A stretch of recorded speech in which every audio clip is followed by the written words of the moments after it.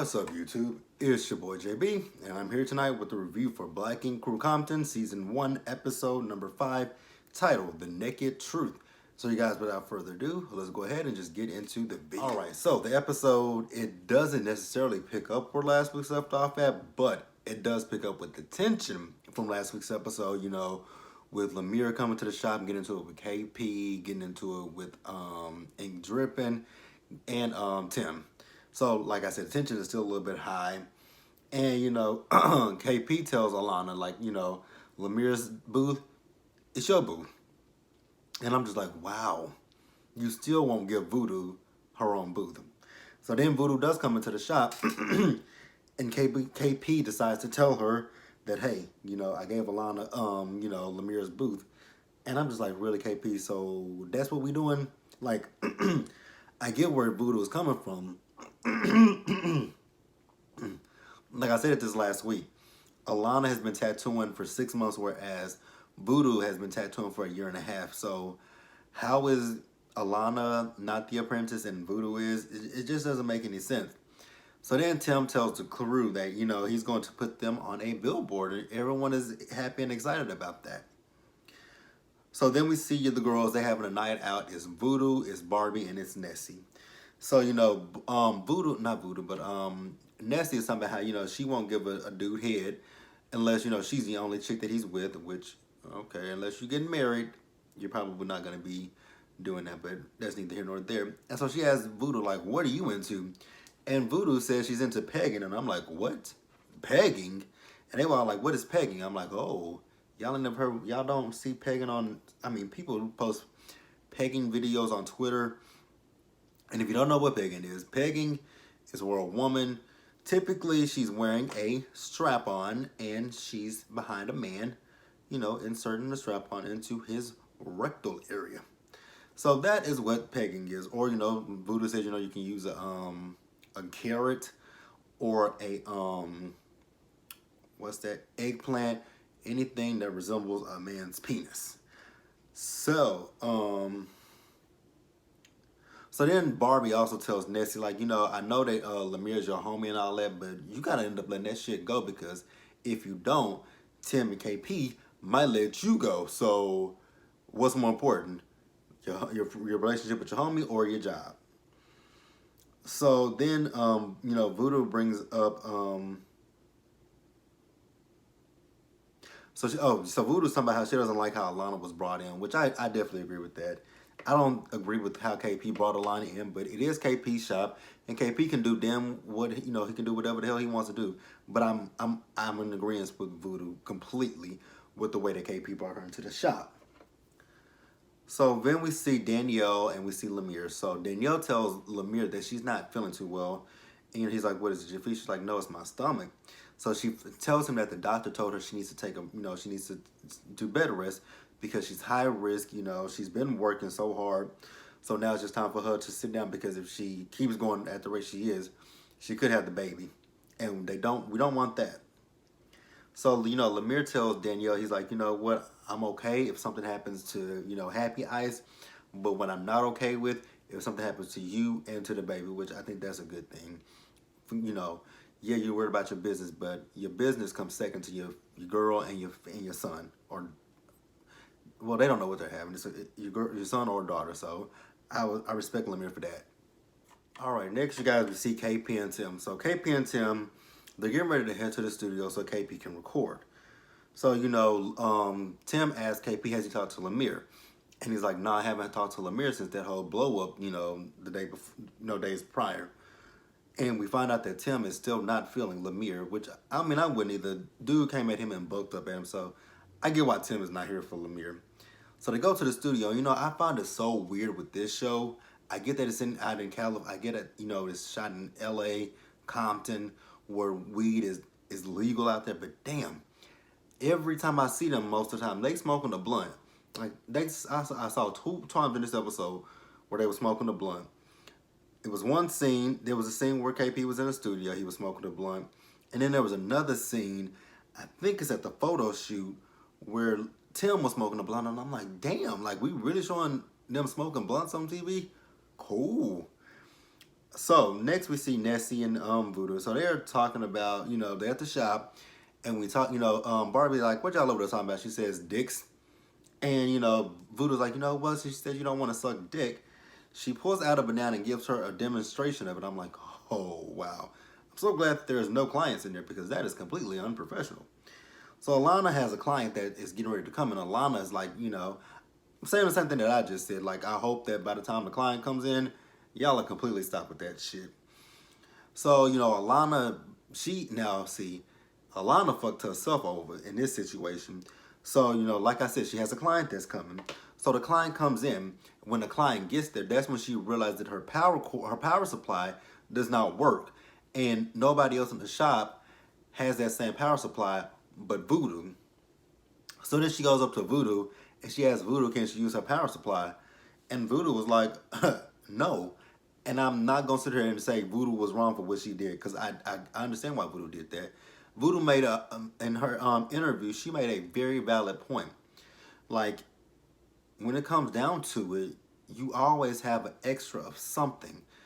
Like, if you're an artist, if you're an artist that draws, and you got you have your regular set of map pencils, pencils, whatever it is that you use, you have that set.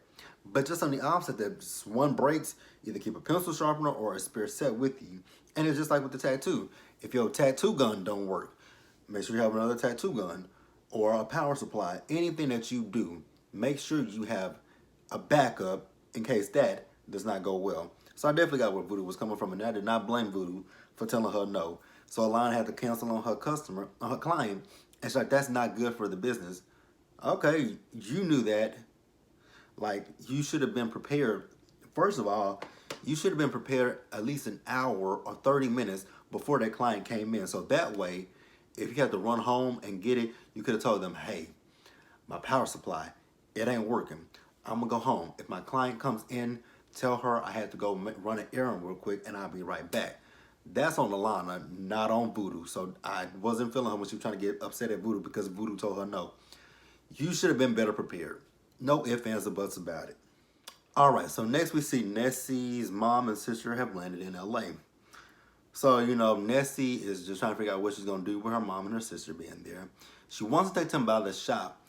So her mom asks her, like, so where is the shop at? She says, oh, mom, it's in Compton. Her mom was like, Compton? Compton? She was like, yeah. Her mom was like, no. And I'm sitting here thinking to myself the same thing. Now, Nessie, I know that you're black, but your mom is white. Your mama gonna stick out like a sore thumb in Compton. I mean, I'm not saying anything bad about her mama, but your mama's probably gonna stick out like a sore thumb, so your mama's probably have every reason to be a little bit fearful about going to Compton. If your mom grew up in the suburbs, she's not used to the hood like that. So, yeah, you didn't think that went through 100%. So then we see Alana. She's at the shop and she's still upset over Voodoo not letting her use her power supply. And like I said a few minutes ago, that had nothing to do with Voodoo. That had everything to do with Alana and her not being prepared for her client. So, she's talking about how she went home the night before and she Googled Voodoo. And then she pulled up these photos of Voodoo as a cam girl. And I'm just sitting here thinking to myself, like, you're young as hell and you childish as fuck. Like, okay, she's a cam girl. What they got to do with you? How is that hurting you? How is that helping you? How is that hindering you in anything that you're doing? Oh, that's right. It's not doing a thing to you. So you need to sit there, figure out a way to let it go and move the fuck on. Because for you to try to shame her for whatever she's doing, that ain't got nothing to do with you. Voodoo is a grown ass woman. If she wants to sell her body online, she can do that because she's what? A grown woman. KP can't tell her what to do. Tim can't tell her what to do. Yeah, they're her bosses in the shop, but they don't police her life. So for her to feel like, that's going to shame her or make her look some type of way, what it did was it ended up making you look stupid and childish is what it made you do. Like, I really don't like Alana. I didn't even, when I saw her last week, I'm like, you know what? I thought, I didn't agree with KP bringing her in the way that he did. But I felt like they were kind of hazing her just a little bit. But the way she acted this week's episode, no. Not feeling her at all. Alright, so next we got KP. So KP is at his mom's house and he's cleaning up her yard. So while he's there, he gets a phone call from Lemire. And Lemire tells him that he's out front. And KP goes out there and he's asking him, like, how you know where I'm at? He said, I called the shop and they told me you was at your mom's house. So here I am. So Lemire is there because he wants to apologize to KP for his actions at the shop. And then that's when he tells him, like, you know, man, I got so much stuff going on in my personal life right now. He was like, you know, the baby could be born paralyzed. And, you know, KP is like, damn, man, why can you, like, you could have just told me that instead of, you know, acting the way that you did at the shop. And Lemire even says, you know, what he did, you know, come off wrong to everybody. He realizes that. And I'm so glad that, you know, they both can be grown adult men and say, hey, especially, man, I'm glad he can say, you know what, man, you know, it was a lot on my plate right now. I did fuck up.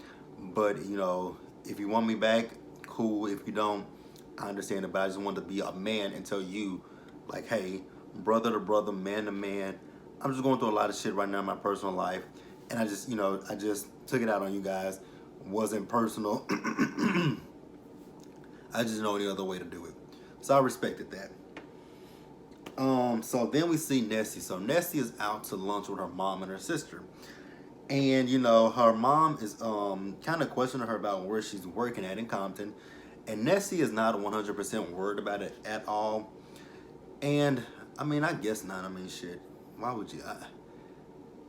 It is. I mean, I don't want to keep talking about the whole violence of Compton. I know that's, it's gonna get redundant, much like you know, Voodoo's storyline of her being in the cult. The violence around Compton will eventually get redundant and tiring at a certain point.